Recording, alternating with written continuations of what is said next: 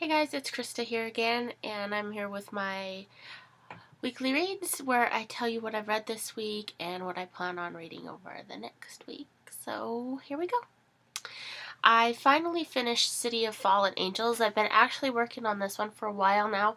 I had to keep putting it aside so I could read my review books, but I finally got done with it and I loved it.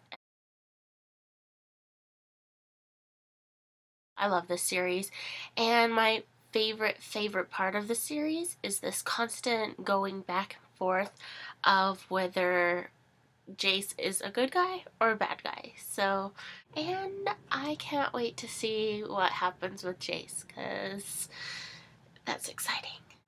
I finished Cleopatra's Moon. This one I didn't love as much as I thought I would either. It was kind of a slower paced book for me,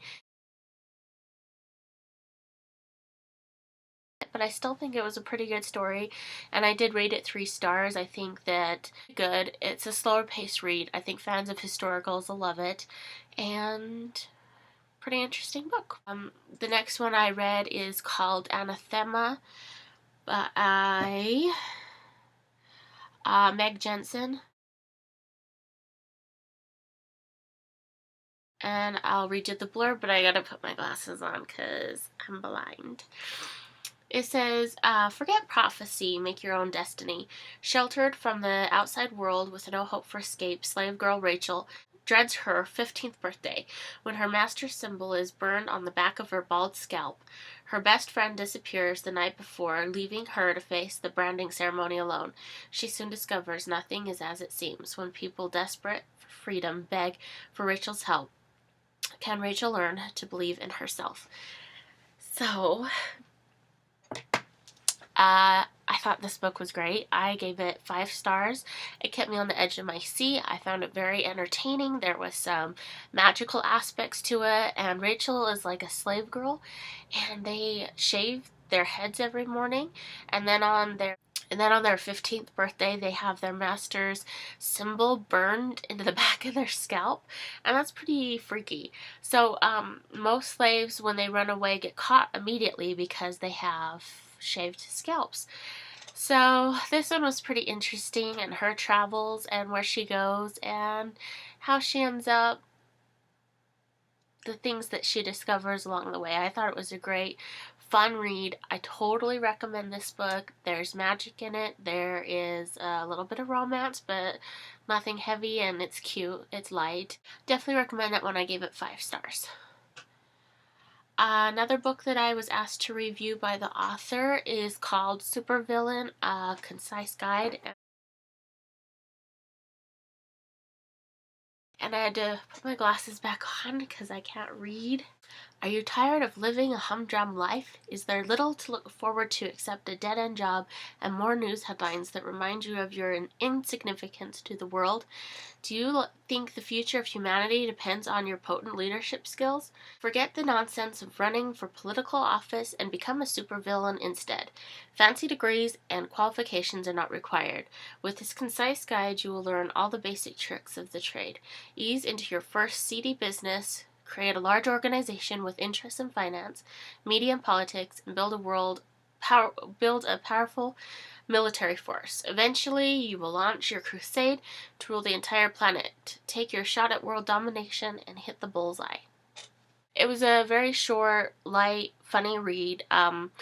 I liked the second half a lot more than the first half. The first half was like, the building of being a supervillain, and, the finances and the slow, and yeah, it was like the slow building up of when you actually start to gain alliances and have money and become bigger and better, and then eventually being the supervillain that kind of overpowers the whole world. So it gets funnier and funnier as you read it, and like I said, it was just really short. I think it's only like $2 on Amazon right now, but if you're looking for a fun, light read, especially if you're like into comic books and superheroes and villains and stuff like that, I think you'll enjoy this one. So that one is Supervillain by Ashcroft. Finally finished Crossed by Condie, and this one, I just felt it was okay.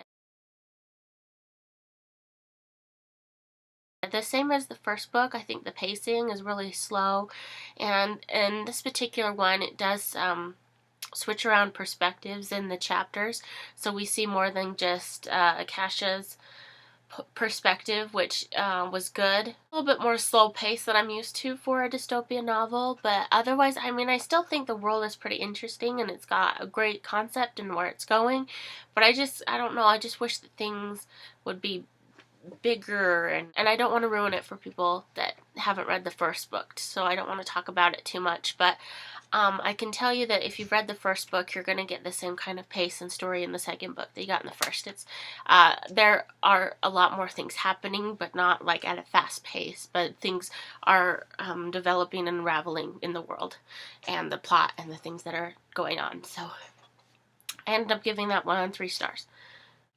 And then I read a pretty big book. I don't know how many pages it was though, because I read it on my Kindle. But it's called Eden's Root by Rachel Fisher. This one says, it is 2033 and the world hovers on the edge of explosion as unexplained crop deaths lead to severe global food shortages. In the United States, the sickness is taking lives slowly, creeping its way into every family. Vi Kelly has already faced the sickness in her own family, toughening her beyond her years, but a shocking confession from her dying father will push her toughness to its absolute limits. Saddled with the impossible secret and the mission of saving her little sister, Vi sets out to transform herself with the warrior that she must become to survive the coming collapse. Along the way, she will discover that evil can be accidental and that love can be intentional. This book I ended up giving 4 stars. I was really surprised that it was only selling for like $2 on Amazon, because it's a really hefty read. It's a big read. It's got a lot of pages. It's not just it's a science fiction novel, but it's not really science fiction like we think of it. It's set in the future where our plants and our food source has kind of diminished and is dying out, so there's lots of famine in the world. And it so happens that her father had worked in the agency that was testing these plants. And so she kind of has the inside of what the future ramifications are going to be in her near future, actually. So her father kind of gives her a heads up of what's going to be happening and guides her in the right direction of what she needs to be doing, like gathering food and learning how to fight and stuff like that because of the riots and how the people are going to react to the loss of food, and then the government's coming in, of course. So we start off the story with some knowledge of what diaspora is, what it's causing to the planet, and her dad kind of guiding her on what she needs to be doing to prepare to get out of town for when it starts to get bad. Now, she's initially told just to take her sister or maybe one other person to get her to where she needs to go, away from the cities and away from where everything is kind of going to hit the fan. It gets going. Vi kind of has a conscience about leaving everybody that she knows behind, and eventually she does end up telling some people, and by the time she actually gets going, there's like 14 or 15 people in the group, and I did have some trouble following along with who each person was and if they were sick or not or what age they were. So I had a little bit of trouble with that, but for most of the story, I really enjoyed the fact that they had to go on these scouting missions into the town to find food and medicine and stuff as they were traveling across the country, and I really enjoyed that. It gave it kind of a kick and a sense of urgency and intenseness to the story when there is some overall more slower paced parts when they're stuck, like in the winter, they have to camp out and just wait out the snow and whatnot because they can't travel in it, or it's not beneficial to travel anyway during the weather. So there's spots that are really slower paced.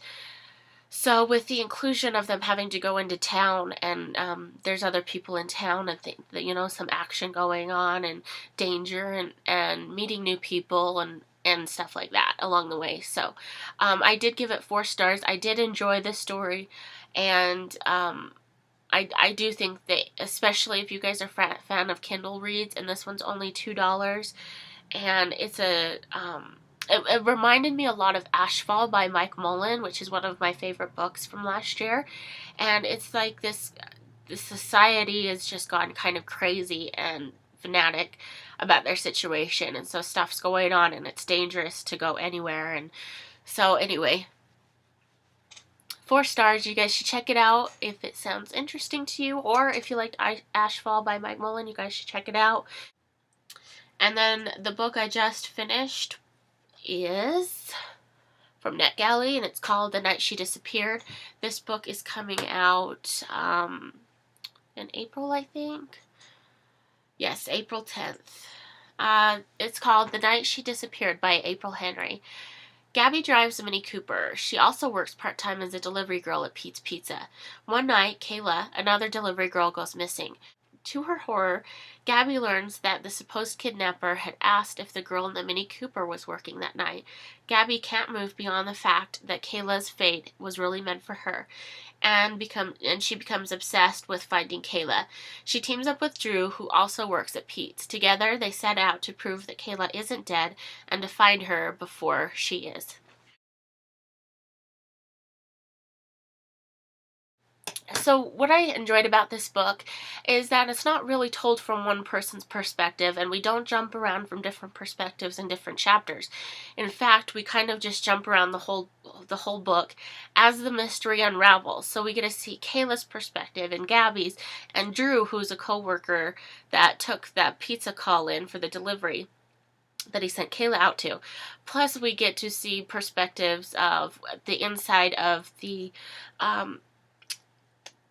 policeman's investigation and the warrants that are issued in the case, and the whole process of breaking down suspects, who was where that night, and taking them in for I want to say interrogatories, but I don't even know if that's the right word, but you know, where they go and they questioning, where they take them in for questioning to find out what's going on, where they were, if they know her.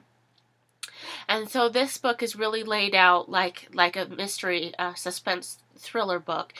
And it's not just just a story told from one perspective. So I thought that was pretty great. It's pretty different from other books that I've been reading. So it was such a nice break. It was a really short story. It's only 240 pages. And tons of intense, kind of suspenseful. It's a great thriller. It is a teen novel, and I would totally recommend this one if you guys are thriller horror fans, I guess, because there's a little bit in there of some fun stuff. That's 4 stars. So it's kind of just got this overcast, kind of dark, you know, what is going on here. There's a little bit of talk of witches in it, and it takes place at a school-like setting in a place called Luz, L-U-Z, which is like always overcast and rainy and dark. And I don't know. So far I'm really loving it, and I can't wait to finish it to see what really happens. And so far so good, guys, on that one. And then I plan on picking up The Ivy by Lauren Kuntz and Rena Oner. The second book is coming out, I think this month in March. So, I wanted to get to this one so that I can read the second one. And, I can't remember what's on my Kindle right now, but you guys will hear about it probably next week when I read it. So, thanks for watching, and see you soon. Bye.